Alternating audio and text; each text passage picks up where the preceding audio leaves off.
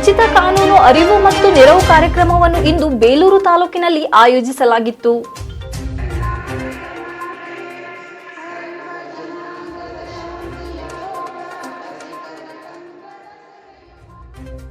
ಸರ್ಕಾರಿ ಕೈಗಾರಿಕಾ ತರಬೇತಿ ಮತ್ತು ಉದ್ಯೋಗ ಇಲಾಖೆ, ತಾಲೂಕು ಜನಪದ ಪರಿಷತ್, ರೋಟರಿ ಸಂಸ್ಥೆ ಬೇಲೂರು ಇವರುಗಳ ಸಂಯುಕ್ತಾಶ್ರಯದಲ್ಲಿ ಶ್ರೀ ಸ್ವಾಮಿ ವಿವೇಕಾನಂದರ ಜನ್ಮದಿನದ ಅಂಗವಾಗಿ ರಾಷ್ಟ್ರೀಯ ಯುವ ದಿನಾಚರಣೆಯ ಉಚಿತ ಕಾನೂನು ಅರಿವು ಮತ್ತು ನೆರವು ಕಾರ್ಯಕ್ರಮವನ್ನು ಸರ್ಕಾರಿ ಕೈಗಾರಿಕಾ ತರಬೇತಿ ಕಾಲೇಜು ಆವರಣದಲ್ಲಿ ಆಯೋಜಿಸಲಾಗಿತ್ತು.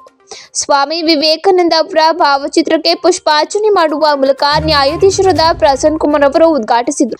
ಈ ಸಂದರ್ಭದಲ್ಲಿ ಪ್ರಾಸ್ತಾವಿಕ ನುಡಿ ನುಡಿದ ಶ್ರೀ YS ಸಿದ್ದೇಗೌಡರು, ಅಧ್ಯಕ್ಷರು, ತಾಲೂಕು ಜನಪದ ಪರಿಷತ್ ಬೇಲೂರು. ಇಲ್ಲಿ ಸೇರಿರುವಂತಹ ಕಾಲೇಜು ಮಕ್ಕಳು ಸ್ವಾಮಿ ವಿವೇಕಾನಂದರವರ ಮಾರ್ಗದರ್ಶನದಲ್ಲಿ ಸಾಗಿ ಭಾರತ ದೇಶದ ಉತ್ತಮ ಭವಿಷ್ಯಕ್ಕಾಗಿ ನೀವೆಲ್ಲರೂ ಪಣ ತೊಡಬೇಕು ಮತ್ತು ವಿವೇಕಾನಂದ ಅವರ ಜೀವನ ಚರಿತ್ರೆಯ ಪುಸ್ತಕಗಳನ್ನು ಓದಿ ಮೈಗೂಡಿಸಿಕೊಳ್ಳಬೇಕು.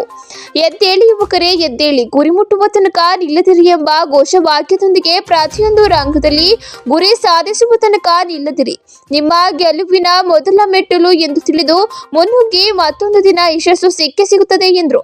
ನಂತರ ಮಾತನಾಡಿದ ಶ್ರೀ ಪ್ರಸನ್ನ ಕುಮಾರ್, ಸಿವಿಲ್ ನ್ಯಾಯಾಧೀಶರು ಮತ್ತು JMFC ಬೇಲೂರು ಜಗತ್ತೇ ತಿರುಗಿ ನೋಡುವಂತ ಮಹಾ ಸಾಧನೆ ಮಾಡಿದ ಸ್ವಾಮಿ ವಿವೇಕಾನಂದರು ಭಾರತದ ಸಂಸ್ಕೃತಿಯನ್ನ ಇಡೀ ಜಗತ್ತಿಗೆ ಪರಿಚಯಿಸಿದವರು.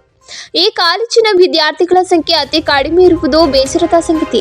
ಕರ್ನಾಟಕ ಸರ್ಕಾರದಿಂದ ವಿದ್ಯಾರ್ಥಿಗಳ ಭವಿಷ್ಯ ರೂಪಿಸಲಿಕ್ಕಾಗಿ ಅನೇಕ ಯೋಜನೆಗಳು ಹಮ್ಮಿಕೊಂಡಿದೆ. ಅದರಂತೆ ಸರ್ಕಾರಿ ಕೈಗಾರಿಕಾ ತರಬೇತಿ ಮತ್ತು ಉದ್ಯೋಗ ಇಲಾಖೆ ಕಾಲೇಜಿನಲ್ಲಿ ಓದಿ ಪದವಿ ಪಡೆದ ಪ್ರತಿಯೊಂದು ಮಕ್ಕಳಿಗೂ ಉದ್ಯೋಗ ಖಚಿತ. 18 ವರ್ಷ ತುಂಬದೇ ಇರುವ ಮಕ್ಕಳು ಯಾವುದೇ ಕಾರಣಕ್ಕೂ ದ್ವಿಚಕ್ರ ವಾಹನ ಚಾಲನೆ ಮಾಡಬಾರದು ಮತ್ತು ಚಾಲನಾ ಪರವಾನಗಿ ಪಡೆದು ದ್ವಿಚಕ್ರ ವಾಹನ ಚಾಲನೆ ಮಾಡಬೇಕು.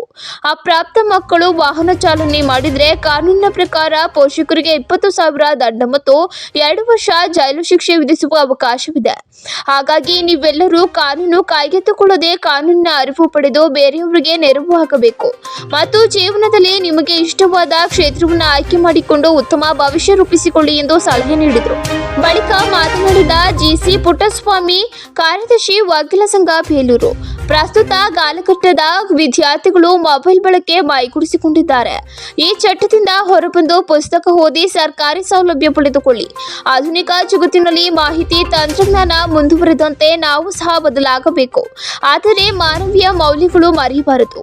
ಈ ಕಾಲೇಜಿನ ವಿದ್ಯಾರ್ಥಿಗಳು ಸಹ ಯಶಸ್ವಿಯತ್ತ ಮುಂದುವರಿಯಬೇಕು. ಈ ಕಾಲೇಜಿನ ಮಕ್ಕಳಿಗೆ ಉಚಿತ ಕಾನೂನು ಅರಿವು ಮತ್ತು ನೆರವು ನೀಡಲು ನಮ್ಮ ವಕೀಲರ ಸಂಘ ನಿಮ್ಮ ಜೊತೆ ಇರುತ್ತೇವೆ ಎಂದರು.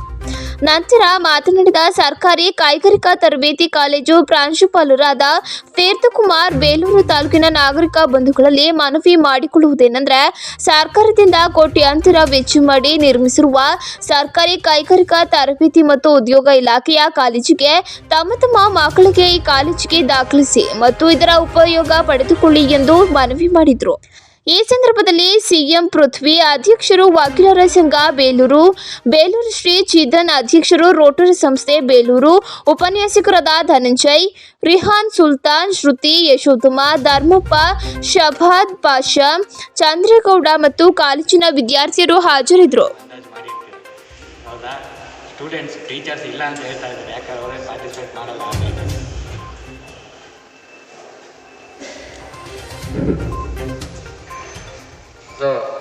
ಮುಟ್ಟುವ ತನಕ ನಿಲ್ಲದಿರಿ ಇರೋದು ನಮ್ಮ ಪ್ರಕಾರ ಏರಿ ಎದ್ದೇಳಿ 2 GB ಮುಗಿಯೋವರೆಗೂ ಮಲಗದಿರಿ ಅನ್ನೋದು ಆಗಿದೆ.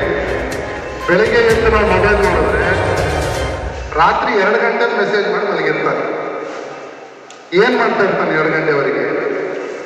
ಅವನೇನು ನೈಟ್ ಡ್ಯೂಟಿ ಮಾಡ್ತಾ ಇರೋ ವರ್ಕರ್ ಅಲ್ಲ ಅವನು. ಈಗ ಮನುಷ್ಯನಾದವನಿಗೆ ಒಂದು ಡಿಸಿಪ್ಲಿನ್ ಬೇಕು. ನಾವೆಲ್ಲ 9-10ವರೆಗೆ ನಮ್ಮ ಅಧ್ಯಕ್ಷರಂತೆ ಬೈತಾ ಇರ್ತಾರೆ. 9:30 ಮೇಲೆ ಫೋನ್ ಮಾಡಿದ್ರೆ ನಮ್ದಿಲ್ಲ. ಬೆಳಗ್ಗೆ 4 ಗಂಟೆಗೆ ಎಚ್ಚರ ಆಗುತ್ತೆ. ನಮ್ದೇನು ಟೈಪಿಂಗ್ ಅದೈದು ಇದ್ದರೆ ಬೆಳಗ್ಗೆ ಎದ್ದು ಫ್ರೆಶಾಗಿ ಮಾಡ್ಕೋಬೋದು ಅಂತ ಹೇಳಿ 1 ಗಂಟೆ, 2 ಗಂಟೆ, 3 ಗಂಟೆ ಮೆಸೇಜ್ ಮಾಡಿರೋದನ್ನ ನೋಡಿದ್ವಿ. ಪ್ರತಿದಿನ ನಾವು ಒಂದು ದಿನ ಮಿಸ್ ಆಗಿ ಆಯಿತು ಅಂತ ಹೇಳ್ಬೋದು. ಪ್ರತಿದಿನ ಯುವಕರು ಕೆಲವು ಗ್ರೂಪ್ ಮಾಡಿದ್ದಾರೆ. ಈಗ ನಮ್ಮದು ಒಕ್ಕಲಿಗರಿಗೂ ವೇದಿಕೆ ಅಂತ ಮಾಡಿರ್ತಾರೆ, ಇನ್ನೊಂದು ಯಾವುದೋ ಒಂದು ಯೂತ್ ಗ್ರೂಪ್ ಮಾಡಿದ್ದಾರೆ.